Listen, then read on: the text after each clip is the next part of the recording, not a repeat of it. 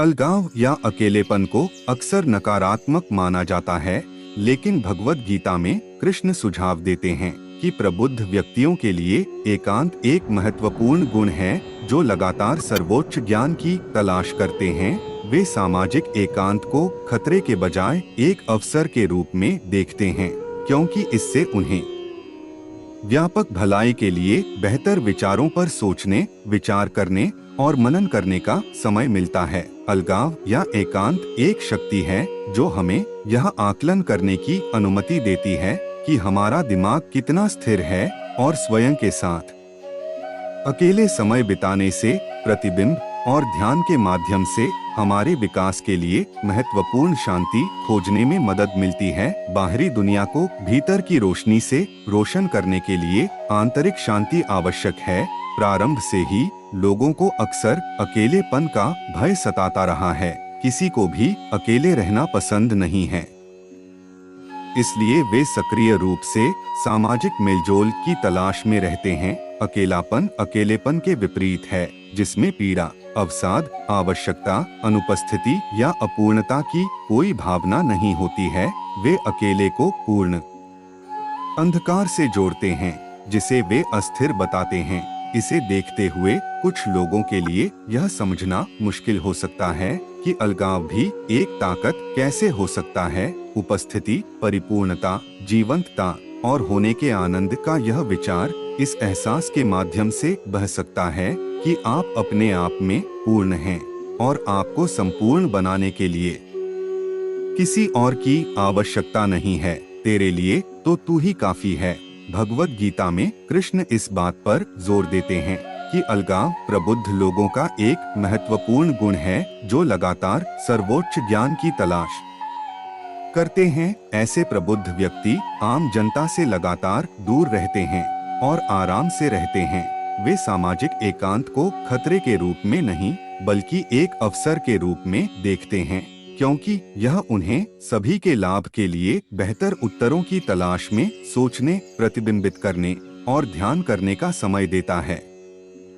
व्यक्ति अक्सर इस तथ्य को नजरअंदाज कर देते हैं कि अकेलापन अन्य व्यक्तियों के कारण भी हो सकता है। अकेलेपन को रोकने के लिए कई वैदिक ग्रंथों के अनुसार व्यक्ति को एकांत के माध्यम से स्वयं के साथ संबंध विकसित करना सीखना चाहिए। इसके अतिरिक्त कृष्ण यह दावा करते हैं कि एकांत के माध्यम से एक व्यक्ति अपने दिमाग से खुद को ऊपर उठा सकता है। मूर्ख का शत्रु मन है, जो बुद्धिमान का मित्र है। एक अन्य उद्धरण के अनुसार, जिसने अपने मन पर विजय प्राप्त कर ली है, उसके लिए मन सबसे अच्छा मित्र है। लेकिन जो ऐसा करने में असफल रहा, उसका मन ही सबसे बड़ा शत्रु होगा। बुद्धि का महत्व है, यह न केवल व्यक्तियों के जीवन को बल्कि उस समाज को भी प्रभावित करता है जिसमें वे रहते हैं, और कभी-कभी पूरे ग्रह को भी। यह नेताओं के लिए विशेष रूप से सच है। जो नेता अपने दिमाग पर कब्जा किए बिना दुनिया पर शासन करने का प्रयास करते हैं, वे अक्सर निरंकुश बन जाते हैं और अंततः अपना ही अंत कर बैठते हैं। यह तथ्य इतिहास से सिद्ध हो चुका है।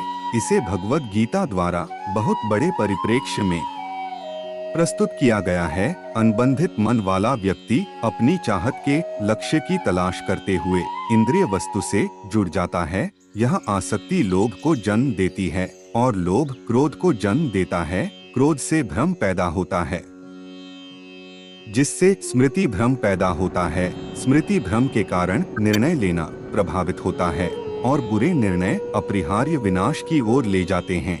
इसके विपरीत, जिसने अपनी इंद्रियों और मन को नियंत्रित कर लिया है, वह आसक्ति, इच्छा और घृणा से मुक्त होकर ज्ञान प्राप्त करता है और शाश्वत आनंद की स्थिति प्राप्त करता है। अलगाव, जिसे एकांत के नाम से भी जाना जाता है, एक ऐसी शक्ति है जो हमें यह आकलन करने की अनुमति देती है कि हमारा दिमाग कितना स्थिर है।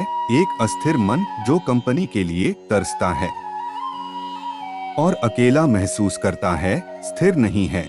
हमारी संस्कृति में कई सामाजिक मुद्दों में से एक स्वीकार्यता की अत्यधिक इच्छा है। अस्थिर दिमाग वाले लोग वे होते हैं जो दूसरों या मीडिया से पर्याप्त प्रशंसा नहीं मिलने पर परेशान हो जाते हैं।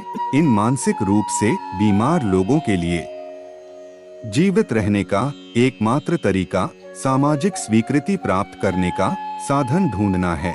परिवार और दोस्तों से सराहना, वरिष्ठों से प्रशंसा, साथियों से समर्थन, मीडिया का ध्यान और संगठनों से प्रशंसा। यह समझने के लिए किसी प्रतिभा की आवश्यकता नहीं है कि इन व्यक्तियों में अक्सर आंतरिक संघर्ष होते रहते हैं और जब वे स्थिति पर नियंत्रण पा लेंगे तो चीजें और भी बदतर हो सकती हैं। स्वयं के साथ अकेले समय बिताकर हम उस शांति की खोज करते हैं जो प्रतिबिंब और ध्यान के माध्यम से हमारे विकास के लिए महत्वपूर्ण है। यदि आप अकेले संघर्ष करते हैं तो यह स्पष्ट है कि आपको स्वयं के साथ समस्याएं हैं। अगर आपके अंदर कोई ऐसी जगह है जहां आपको शांति नहीं है तो आप अपने आप से युद्ध भी कर सकते हैं यदि आप कुछ भी करना चाहते हैं। यहाँ तक कि दुनिया को रहने के लिए एक बेहतर जगह बनाने के लिए भी काम करना चाहते हैं तो आपको सबसे पहले आंतरिक शांति ढूंढनी होगी। हम केवल भीतर की रोशनी से ही बाहरी दुनिया को रोशन कर सकते हैं।